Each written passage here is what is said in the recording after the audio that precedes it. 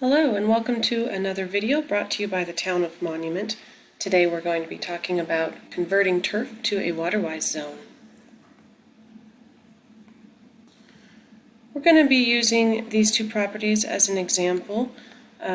These two residences here in this neighborhood were both designed in the same way, with a large patch of turf grass and a tree in the middle. And these folks have a nice healthy lawn, and over here these folks decided to remove the turf and keep the tree in the center. So we're going to return to this again and again as an example as we talk about what it might mean to remove your turf, transition away from turf. But first let's talk about why would someone want to transition away from turf. Well, here in Monument, water can be kind of expensive, and grass has high water needs.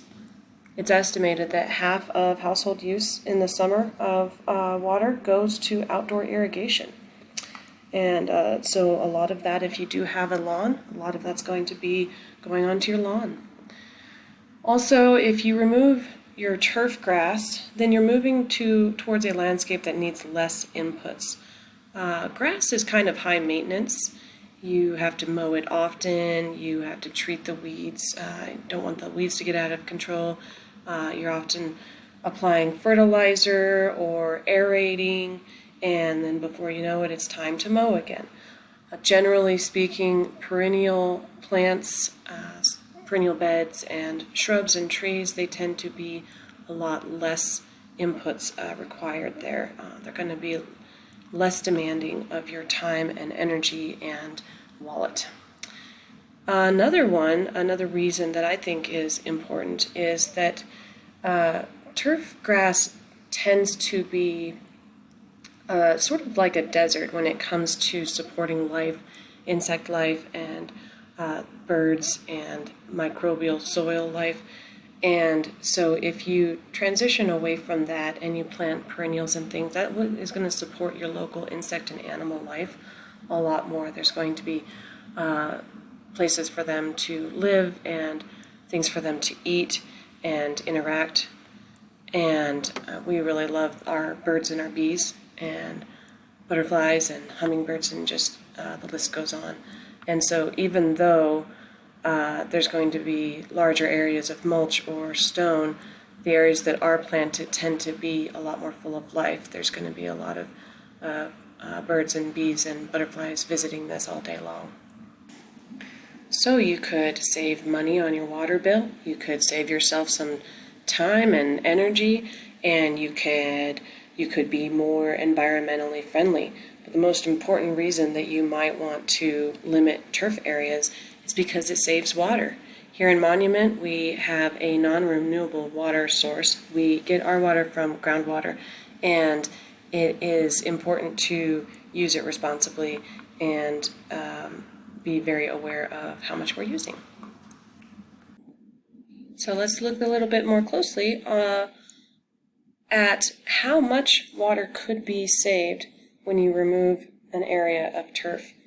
It's estimated that a square foot of turf requires an average of 16.22 gallons of water each season, and that's an average taken from May through October. And here in Monument, sometimes we do shut our sprinklers off earlier than this, the end of October. We don't always get towards the end of October. Sometimes it's even late September that it gets cold enough that we need to winterize our irrigation. But this is a statewide average, and I think it will still be useful for our purposes to illustrate this point. And so 16.22 gallons a square foot. Now this property here, when they decided to remove their turf, they removed roughly 975 square feet of turf, and their sprinklers were retired.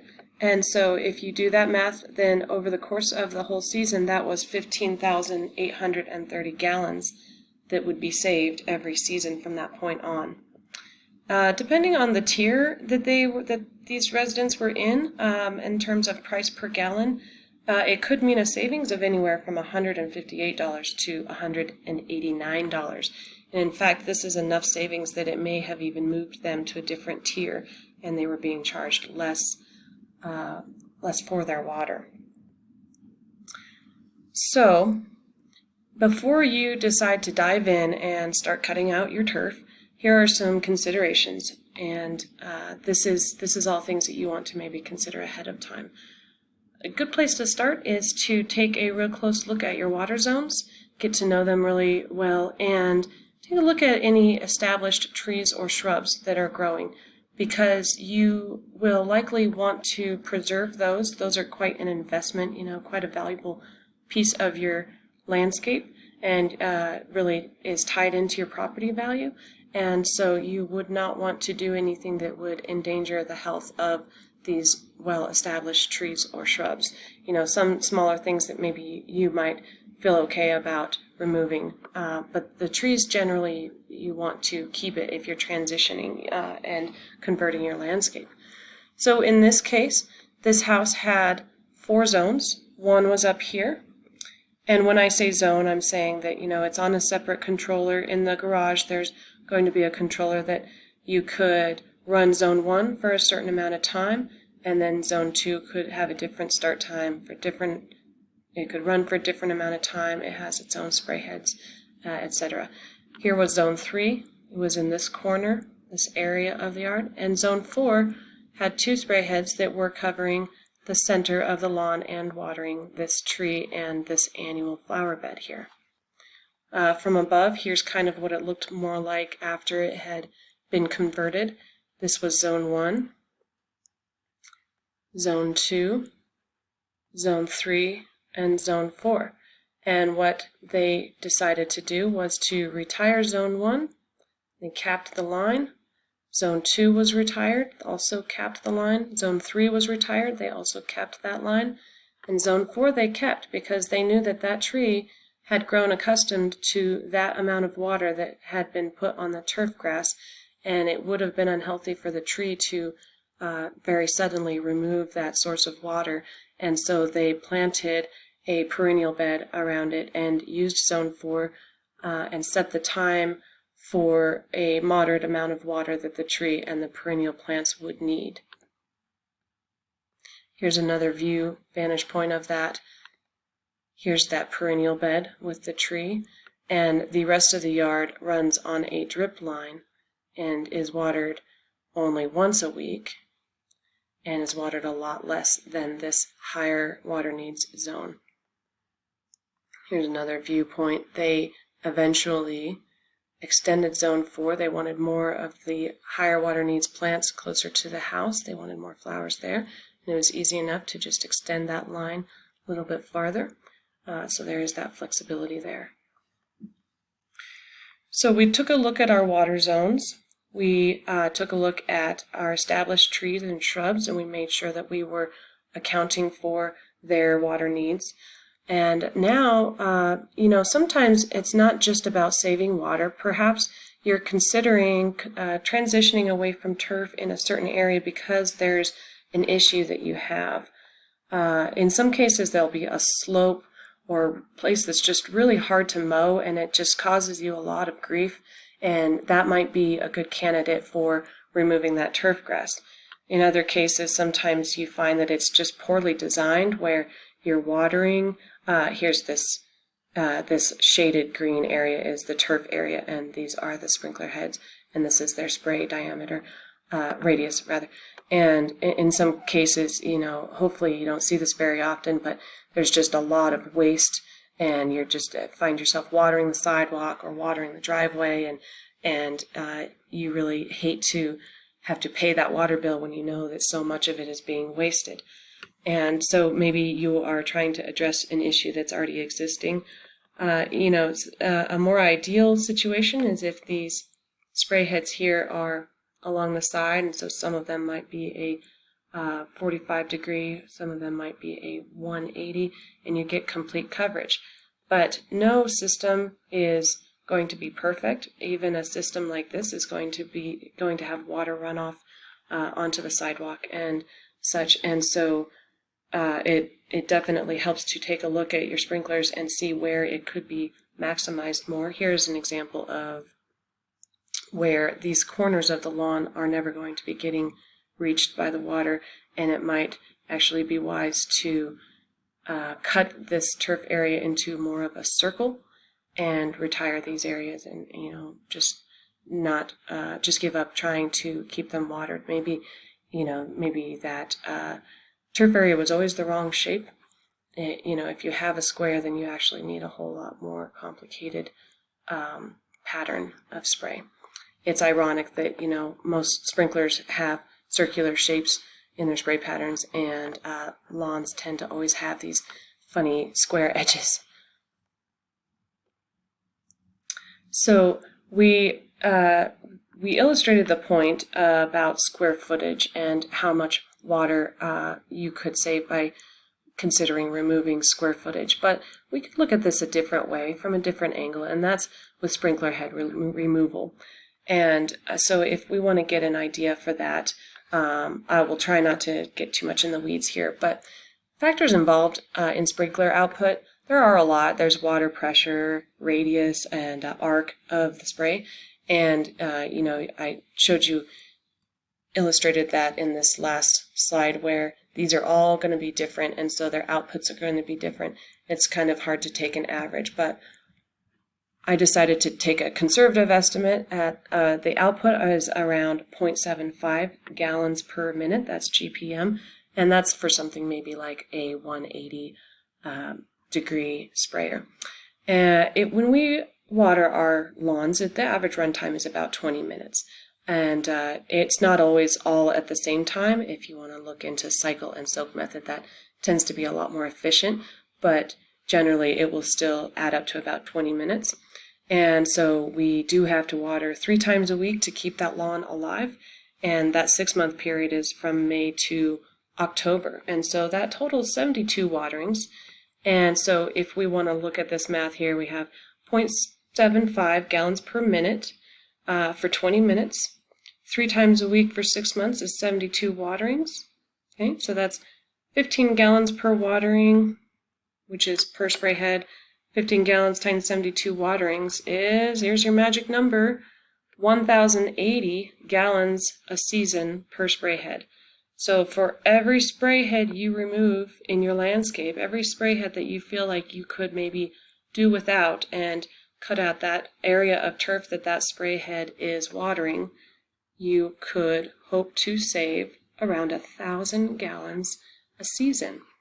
And, I don't want to oversimplify this because, like I said, there's so many factors involved, but you do know that the numbers really do add up. In some cases, that water savings is even going to be higher.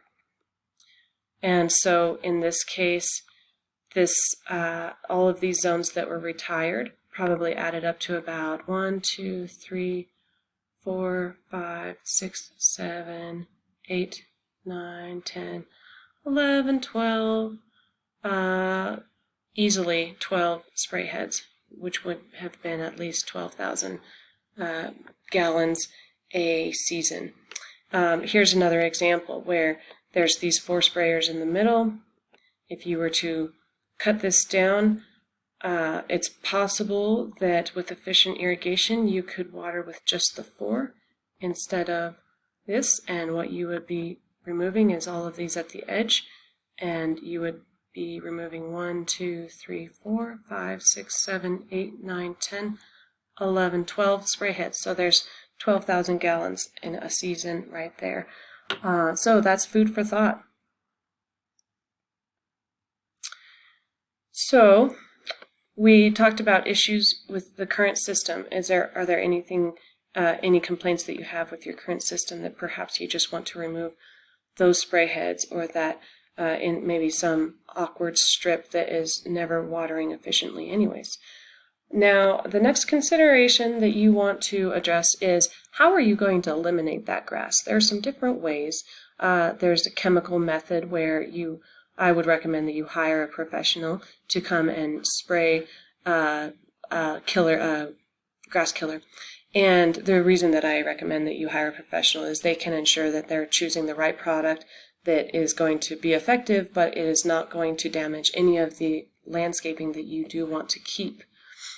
Another method is sod cutting, and these machines can get awfully heavy, and so it would be good to be prepared for that, or to hire someone with some muscle to get it in and out of the truck. You can rent these, but they are kind of bulky and heavy, as well as the sod rolls that you end up with for removing. They can get awfully heavy too, and often your trash service will not want to have to lift those into the truck. And so I've also had experience with cutting the sod out, and then you put the weed barrier down, you put gravel down, and then there is enough of the root system left of the grass after cutting that sod out that the grass is able to grow up through the weed barrier and in your gravel. And then now you have a grass problem your grass has turned into a weed, an unwelcome guest in your new landscape, and it can be quite frustrating. And so sometimes if you're going the sod cutting method, sometimes that needs to be coupled with combined with other methods as well. So one more manual method of sod removal is to smother it, and that would be using sheet mulching. This is an idea that this is a method that has sort of gained some popularity in the past few years, and that's because it's totally passive and chemical free, and it actually will enrich your soil interestingly enough, if you're planning on planting that landscape with perennial plants, then this can actually help to enrich your soil. Once the grass is done, it is actually richer and healthier than it was before. And so the technique for this is use cardboard, not newspaper. Some sources say you can use newspaper, but I find here in Monument we have the crabgrass that can make its way up through the layers of newspaper, and so it is not effective for smothering all kinds of grass. Cardboard is better, and you want to make sure that you're overlapping the edges at least 6 inches. Probably more is better. Here they have a good example. Here is probably more like 10 inches or so. And it's pretty important to use non-glossy cardboard so that it does break down properly, and mostly free from colored inks.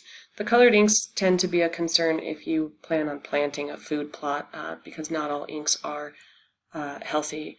They might remain in the soil and end up in the food you're eating. But if it's going to be, it's not really a huge deal if it's going to be a landscape ornamental, full of ornamental plants. And then once you have this nice solid layer of cardboard laid down, you're going to cover it with 4 to 6 inches of mulch. That is deeper of a layer of mulch than we normally put in a landscape, but that's what is needed in this case in sheet mulching in order to hold the cardboard down and effectively smother that grass. And then you have to wait. This is why you want to consider whether you're going to use this method ahead of time, because generally it takes at least 9 months for that cardboard to break down, and the earthworms will eat it, and it will disintegrate into nice healthy soil. The grass will be non-existent underneath, and that soil will be healthy, and what you will have is a big area of mulch that is ready to be planted. I have not seen examples of using gravel over the cardboard instead, but I can't see why that would not work. And I mention that because in some cases some of our homes are located in areas where there is a fire danger, and we have to make sure that we are mitigating for that fire danger, and we are advised not to have large areas of mulch around our home in our landscape. We are advised to use gravel and stone instead. And so it would be interesting to try out this cardboard sheet mulching method and cover it with gravel instead. I believe that it would probably work just as good. So we've considered water zones, our trees and shrubs, any issues that we might be prioritizing, and how are we going to eliminate that grass. We're going to plan ahead before we dive in. And then the last thing is plant selection.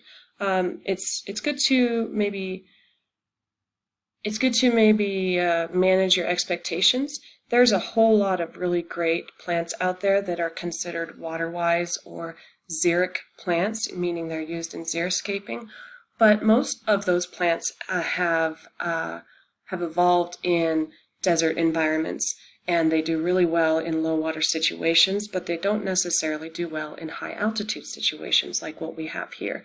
Where we are is a high desert, and we have a much shorter list of plants that are both cold hardy and can survive with low water. And if you do want to maybe learn a little bit more about some options, what you can do is you can go to our town website. That's townofmonument.org. And under the community tab is garden and landscaping.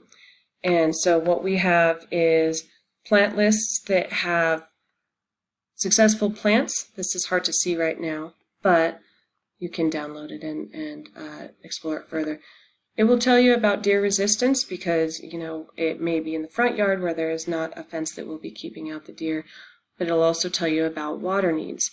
And so those things that have the low water needs are the ones you're going to be looking for.